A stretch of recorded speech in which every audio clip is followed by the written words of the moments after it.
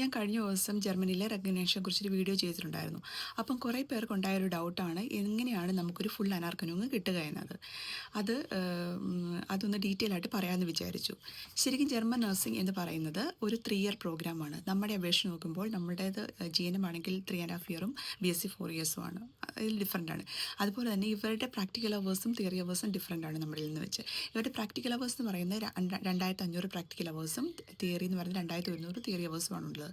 നമ്മുടെ ഇന്ത്യൻ നഴ്സിംഗുമായിട്ട് വെച്ച് നോക്കുമ്പോൾ നമുക്ക് തിയറി അവേഴ്സ് ഒത്തിരി കൂടുതലാണ്, പ്രാക്ടിക്കൽ അവേഴ്സും കൂടുതലാണ്. നമ്മുടെ 4 ഇയേഴ്സ് ആയിട്ടുള്ള ട്രാൻസ്ക്രിപ്റ്റ് നമുക്ക് ഫസ്റ്റ് ഇയർ തൊട്ട് 4th ഇയർ വരെ നമുക്ക് കാണാൻ പറ്റുമല്ലോ നമ്മുടെ അവേഴ്സ് എത്രയാണ്. പക്ഷേ ജർമ്മൻ നഴ്സിംഗിലെ ഈ പ്രാക്ടിക്കൽ അവേഴ്സ് എന്ന് പറയുന്ന ഒരു സർട്ടൻ ഏരിയാസിൽ ബേസ് ചെയ്താണ്.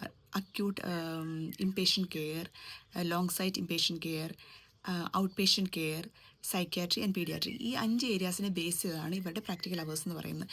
ചിലപ്പോൾ നമുക്ക് ഇവരെക്കാളും കൂടുതൽ പ്രാക്ടിക്കൽ അവേഴ്സ് കാണാം. കാരണം നമ്മൾ ഫസ്റ്റ് ഇയർ തൊട്ട് 4th ഇയർ വരെ വർക്ക് ചെയ്യുന്ന അവേഴ്സ് എല്ലാം ഇവർ കാൽക്കുലേറ്റ് ചെയ്യും. പിന്നെ നമ്മുടെ എക്സ്പീരിയൻസും ഇതെല്ലാം വരും. പക്ഷേ ഈ സർട്ടൻ ഏരിയാസിൽ ഇവരുടെ ഈ 5 ഏരിയാസിൽ ഇവർ പറയുന്ന ഒരു സർട്ടൻ അവേഴ്സ് വേണം. അത് ചിലപ്പം നമ്മളുടെ സർട്ടിഫിക്കറ്റ് ഇവാലുവേഷന് കൊടുക്കുന്ന സമയത്ത് അതുമായിട്ട് മാച്ച് ആവാതെ വരും. കാരണം ചിലപ്പോൾ നമുക്ക് 5 അവേഴ്സോ 10 അവേഴ്സോ ഈവൻ 2 അവേഴ്സ് പോലും ഡിഫറൻറ്റ് വന്നാൽ അതൊരു കുറവായിട്ടാണ് ഇവർ കണക്കാക്കുന്നത്. അങ്ങനെയാണ് നമുക്ക് അതായത് ഒരു ഫുൾ അനാർക്കലിംഗ് കിട്ടാതിരിക്കുന്നത്.